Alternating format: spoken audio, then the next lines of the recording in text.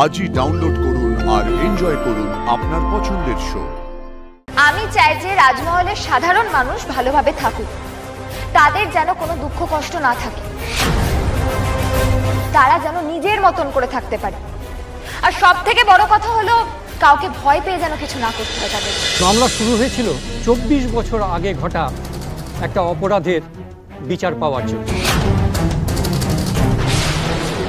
আদালত সমস্ত সাক্ষ্য প্রমাণ বিচার করে এবং সাক্ষীদের বয়ান, বিশেষত পরমেশ্বর আগরওয়ালের বয়ানের ভিত্তিতে 24 বছর আগে রাজমহল এস্টেটের বড় রাজাবাবু শ্রী প্রতাপ নারায়ণ চৌধুরীকে হত্যা করার ষড়যন্ত্রের অভিযোগে রাজমহল এস্টেটের ছোট রানী আশাবরী চৌধুরীকে দোষী সাব্যস্ত করছে।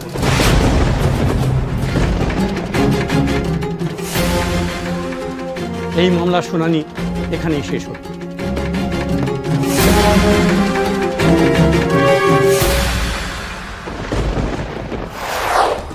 কি হলো ম্যাডাম?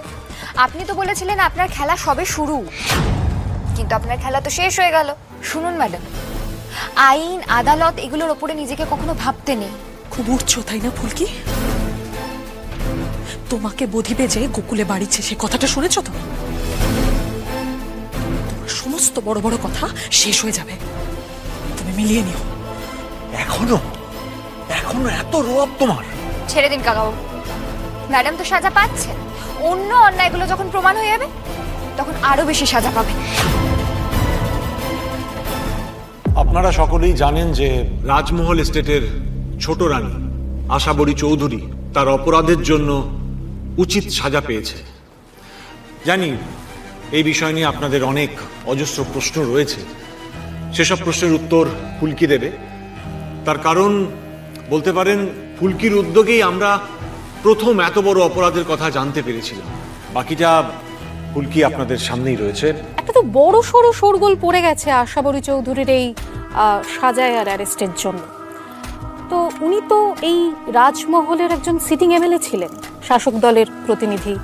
তো আপনাদের কি মনে হচ্ছে যে ওনার এই সাজায় বা অ্যারেস্টে রাজমহলের ল অ্যান্ড অর্ডার আর রাজনৈতিক অবস্থা, মানে কোথায় কি রদবদল আসতে চলেছে? আমার মনে হয় সাধারণ মানুষ নেতা তৈরি করে, আর সেই সাধারণ মানুষকে যখন নেতা ঠকায় তখন সেই সাধারণ মানুষ আবার নিজের নেতা নতুন করে বেছে নেয়।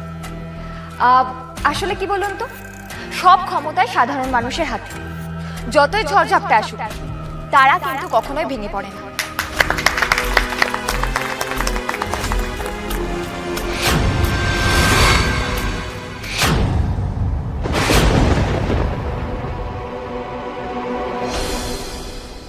ভালো বললেন ম্যাডাম। এখন আমার প্রশ্ন হলো, এই যে আপনি রাজমহলের সিংহাসনে বসলেন, তো স্বাধীন দেশে তো এখন রাজতন্ত্র নেই, তাহলে সিংহাসনে বসে রাজকুমারী হিসেবে আপনার প্রথম এবং প্রধান লক্ষ্য কি? আমি চাই যে রাজমহলের সাধারণ মানুষ ভালোভাবে থাকুক, তাদের যেন কোনো দুঃখ কষ্ট না থাকে,